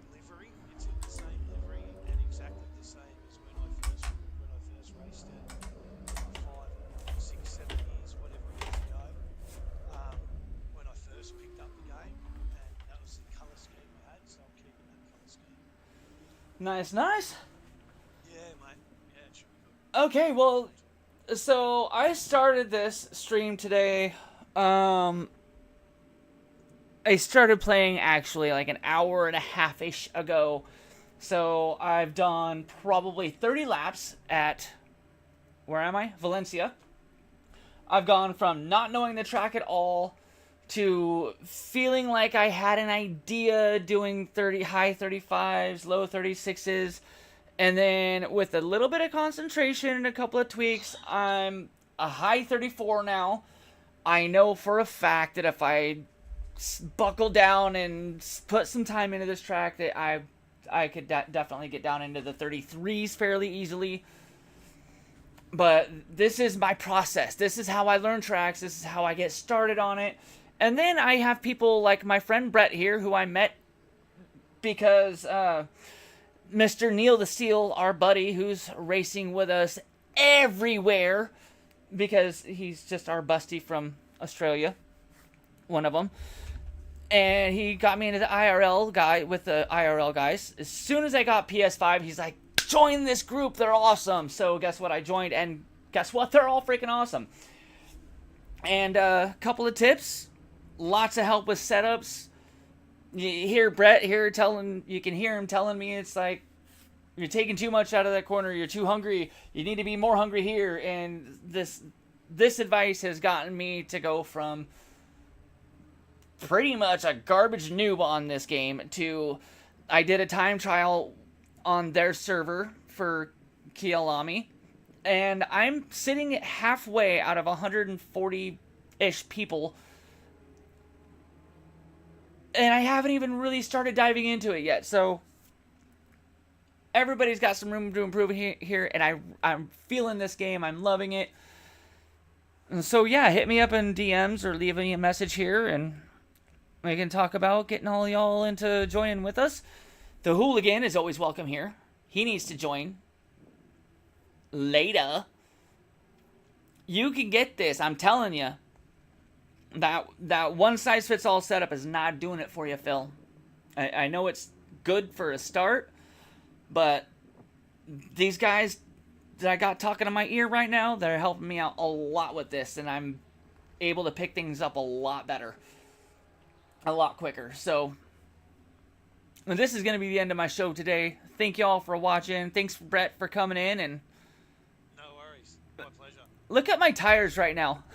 I've got a freaking rainbow of tires. Like, how did... They're not changing at all. It's... In the hot Valencian sand. Right? I've got green, orange, green, yellow, and red. That's hilarious. And they're not changing. They're just staying just like that. Really real proud of your progress so far. You just keep digging at it, and yeah, I'll talk to you on Discord. Absolutely. Yeah, always hit me up if you ever need any advice and that. Same goes. Like I'm more than happy to pass on what I know to anyone. So. Absolutely, and that's what I keep telling all my friends here. They got to join us over there in the IRL, and they can even just join your Brett Racing server. I can just throw an invite in there onto my server, and anyone who's interested in this can. They have a lot of fun. So, and that's what it's all about. It's just having fun and going fast. Absolutely, and you know, if I could do it in real life, I would, but I can't. So I spend way too many hours of my life sitting in this setup. That's okay. It escapes you out of the real world for a while. That's what we all need sometimes. It's better than drinking. I mean, you saw the consequences of that the last time I did it. I'll talk to you on Discord. See you later. See ya. See ya. That was too funny. Okay, yeah, so thanks a lot, Falconer. You've been here for the whole thing. Thanks for watching, and don't forget, always here to help. And I'll talk to you all on Discord, and talk to you all soon. Thanks again.